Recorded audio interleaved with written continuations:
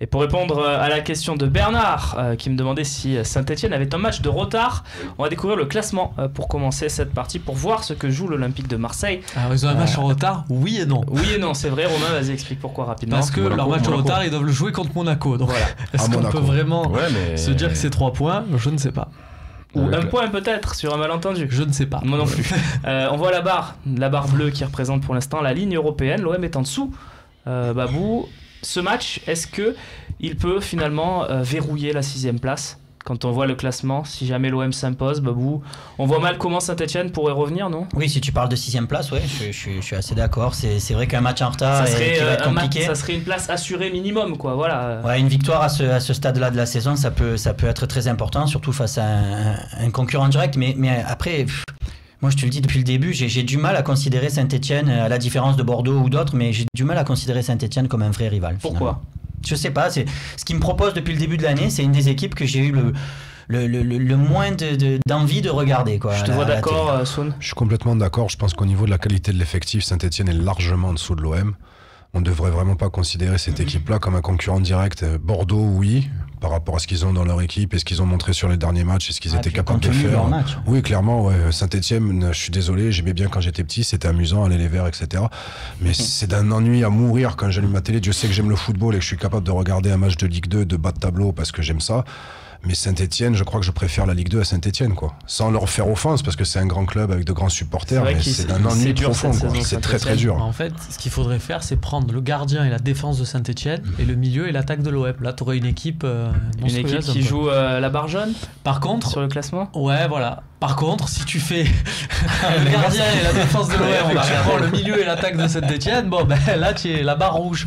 La barre rouge, c'est beaucoup plus compliqué. Si on l'a prévu pour l'émission d'aujourd'hui, la barre rouge. Mais bon, on sait ce que ça veut dire. Voilà. Évidemment. On passe tout de suite au calendrier des équipes qui jouent l'Europe ou de l'OM, comme Rémi veut. Voilà, c'est donc les rivaux.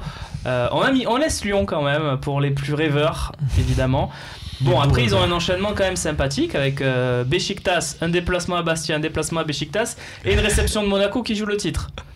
Voilà, c'est sympa. C'est des déplacements, c'est à faire ça. S'il y a des gens qui font directement, qui rallient la Turquie et la Corse, ça doit être. Bernard, sympa. est-ce que Bordeaux peut pas finir 4e cette saison? Je dis plus l'OM parce qu'à chaque fois que je l'ai dit, ils ont jamais réussi à revenir. Mais est-ce que Bordeaux, sur l'élan, peut pas finir 4e? Mathématiquement, oui. Non, après, mais dans l'enthousiasme. Dans la dynamique, oui. Dans la dynamique, oui. Parce que, ça te surprendrait quand même? Non. Non, parce qu'ils sont dans une super dynamique depuis quelques bonnes semaines et ils profitent aussi du fait que Lyon est dans quand même dans la tourmente, dans plein de domaines, pas que dans les résultats. Et ça peut permettre à Bordeaux de coiffer Lyon pour la 4e place. En tout cas, là, vu le championnat, c'est la disposition, c'est le moment ou jamais de leur repasser devant. Après, on va avoir des matchs où on va avoir grosso modo les mêmes déplacements. Je parle entre Bordeaux et l'OM. Donc là, sachant qu'à Nantes, les ennemis de l'Atlantique, il y a des chances que ce soit quand même un match accroché. Si toi, tu bats Saint-Etienne, derrière, voilà. D'autant que Nantes n'est pas sur ce tableau, mais 8e, juste derrière. Saint-Etienne, ça va être un match plus compliqué que ce que vous croyez. Non, mais ça, on va venir. Parce que c'est. Défensivement, c'est très costaud. C'est juste offensivement que c'est ennuyeux à mourir, c'est tout. Ça n'est pas très costaud défensivement. Vous allez voir la compo d'équipe stéphanoise, puisqu'il y a eu des petites nouvelles aujourd'hui qui sont pour nous rassurer, puisque Perrin et Pogba, les deux défenseurs, Pogba qui joue à gauche ces derniers temps, mais ils sont tous les deux annoncés forfaits par le Progrès, qui est un peu une sorte de la Provence, mais du côté lyonnais. Je crois que j'ai bien résumé, non? Très sympa pour eux. Voilà. En tout cas, c'est un journal très fiable, le Progrès, et ils annoncent Perrin et Pogba forfait, ce qui donnerait une équipe de Saint-Etienne quand même beaucoup plus prenable, non, messieurs les spécialistes? D'un coup, vu comme ça, bien sûr. Ah non. Moi j'aime beaucoup Théophile Catherine, attention. Pourquoi tu penses qu'il est compliqué ce match, Bernard? Je pense qu'il est compliqué parce que y a des joueurs quand même qui me semblent faits pour d'ailleurs leur dernier match et leur dernier bon résultat. C'est une équipe qui marque beaucoup de buts sur contre parce qu'ils ont les joueurs pour. Et je pense pas qu'ils viennent la fleur au fusil à l'Olympique de Marseille. Ils vont réduire les espaces. En plus, si Perrin ne joue pas, ils vont quand même avoir leur chef de défense absent. Je les vois pas venir la fleur au fusil. Par contre, je pense que sur certaines actions, les Hamouma, les Monet Paquet, les CV, peuvent être peut-être des joueurs dangereux. Tous, même les Selnaes et les Vertou qui sont les fers de lance un petit peu de cette équipe.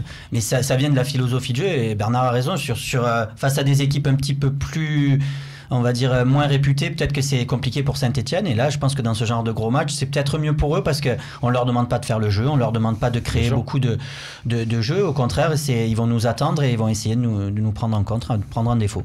Et vous êtes en train de m'inquiéter là, Soun. Le match fait un peu peur, ouais. Ça risque d'être un peu un mur en défense, quoi. Comme ça a été dit, ils vont pas venir se jeter à l'abordage au Vélodrome. Qui a dit ça tout à l'heure, mais si on regarde les effectifs froidement, on les bouffe, non, Saint-Etienne Offensivement, c'est certain, mais défensivement, bon là, heureusement, apparemment, Perrin et Pogba sont pas là. Mais s'ils ont leur défense type, ça aurait été très compliqué. Quand même, Théophile Catherine. Ça n'a jamais été non plus. Au départ de la saison, si tu fais un match avec les feuilles sur les effectifs, Nice n'est jamais 3e. C'est pas mal. Au début du match, même au début de la saison, même nous, championnat. Par contre, Saint-Etienne n'est jamais dans le top 6. Non, mais on est d'accord. C'est ce qui prouve bien que le football, ça a son lot d'incertitudes. Et d'ailleurs, heureusement, parce que sinon, ça voudrait dire que. Moi, je suis d'accord quand même avec toi. Théophile Catherine, j'adore parce que je trouve que tu le mets n'importe où. Je l'ai jamais vu se rater un match, ce type. Mais c'est solide. C'est très solide. C'est pas très fun, comme dit notre ami, et c'est pas très, tu vois, c'est excitant, mais c'est solide. Mais il y a Kamouma en fait d'excitant dans cette équipe. Il y a Kamouma, tu peux. Non, mais c'est pas les autres, ça fait le métier, c'est tout. Vertou, très bon milieu relayeur, pardon. Ouais, très bon joueur.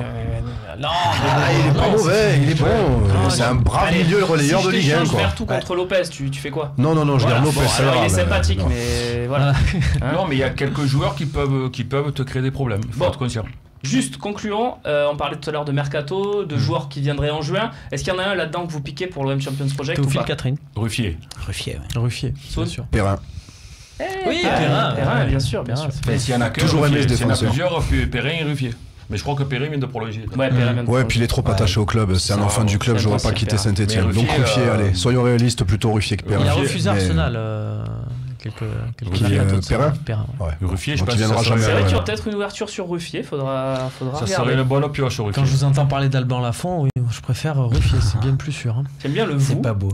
Qui n'est pas. Je l'entends ici. Mais tu sais qu'on a fait une consultation, il y a quand même 70% à peu près des supporters qui sont OK pour Alban Lafont. C'est pour ça que je dis, je vous entends. Tout à fait. Comme gardien numéro 1 dans le micro. Comme gardien en tout cas. Ouais, mais bon. Sûrement comme gardien numéro 1. C'est le lobby René Malville. Voilà. Messieurs, question-réponse tout de suite.